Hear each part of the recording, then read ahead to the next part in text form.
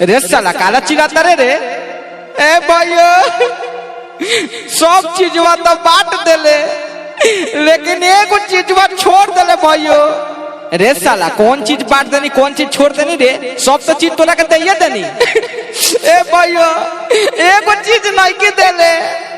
अरे कौन चीज कहता रे बोलता? ए भाइयों तू ये कहले रहले भौजी में आधा आंखों को ले। रे साला तो भौजियों में हिस्सा लेवे का रे? ए भाइयों देख तू गे रहले बाहर।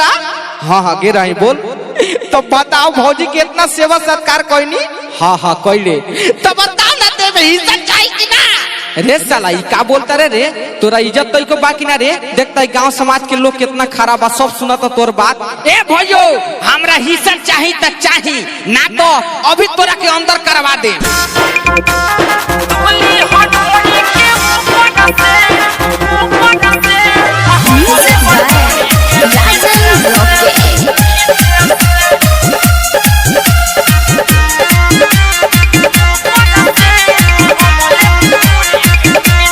भइल बा भाई तोड़ जवरे में शादी भौजी में हिस्सा चाहिए भइल बा भाई तोड़ जवरे में शादी भौजी में हिस्सा चाहिए धयादी पार्टी लगाव बीचे बीचे से तुली हथौड़ी के ऊपर से हमले बढोड़ी के नीचे से तुली हथौड़ी के ऊपर से हमले बढोड़ी के नीचे से। रे साला छोड़ ना रे ना भइयो जो बना ना देवे भौजी में हिस्सा तो तोरा के ठीक बात करब। Recording studio